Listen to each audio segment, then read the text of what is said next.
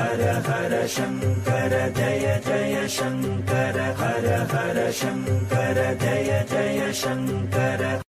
கல்யாணம் மற்றும் மற்ற விசேஷங்களில் சாதாரணமாக வீடுகளில் போஜனம் எப்படி சாப்பிடுகிறோம் என்று பெரியவா கேட்டார். வாழை இலையிலே எல்லா ஐட்டமும் வச்சதும் சாப்பிடுகிறோம். அது சரி, எல்லோரும் போஜனம் பண்ணுறச்சே எதை எந்த ஆர்டர்லே எடுத்துக்குவேல்? ஓ, அதை கேட்கிறீர்களா பெரியவா? முதல்ல சாம்பார், அடுத்தது ரசம், அப்புறம் பாயசம், பட்சணம், கடைசியாக மோர். அங்கே இருந்த பலர் சேர்ந்து சொன்னார்கள், ஏன் அப்படி ஒரு ஆர்டர்?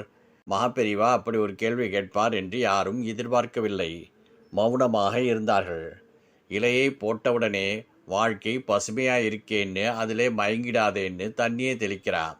அப்புறம் பாயாசம், அதுக்கு எதிரிலே பச்சடியும் எதுக்கு வைக்கிறா தெரியுமா?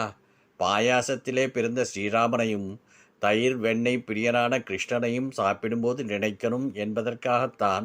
முதல்ல குழம்பு, இதில் தான் இருக்கு. குழம்புல போடுற காய் தான் தான்னு சொல்கிறோம். நாம் எல்லாம் பிறந்து வளரும் போது தான் என்கின்ற அகங்காரம் வந்துடுறது. அதனால்தான் நாம் குழம்பி போய் விடுகிறோம். அந்த தான் என்ற அகம்பாவம் வந்தால் குழம்பிடுவோம். அதை புரிய வைக்க குழம்பு. அடுத்த கட்டத்தில் தான் என்ற அகம்பாவம் போய் ஒரு தெளிவு வந்துடுறது இல்லையா? அதாவது ரசமான மனநிலை, அதுதான் ரசம். தான் இல்லாமல் தெளிவாக இருக்கிற மனசிலே ரசமான எண்ணம் வருது. அது வந்ததும் எல்லாமே இனிப்பாக பாயசமாகவும் பட்சணமாகவும் மாறிவிடுகிறது. கடைசியாக மோர். மோர் என்றது என்ன எப்படி கிடைக்கிறது? பால்லேருந்து தயிர் கிடைக்கிறது. அதுலேருந்து வெண்ணெய் எடுக்கிறா. அதை காய்ச்சி நெய் வர்றது. அதெல்லாம் எடுத்தப்புறம் மிஞ்சி இருக்கிறது மோர். அதாவது மோர்லேருந்து எதையும் பிரித்து எடுக்க முடியாது.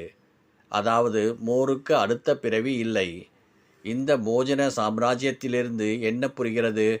நாம்பளும் அகங்காரத்தை விட்டு மனசு தெளிவான ரசமான வாழ்க்கையை அனுபவித்து யாருக்கும் எந்த உபத்திரமும் பண்ணாமல் எல்லோருக்கும் இனிமையாக வாழ்ந்து கடைசியிலே பரமாத்மாவோடு கலந்துட்டா அதுக்கப்புறம் எதுவுமே இல்லை. அதாவது நோ மோர்.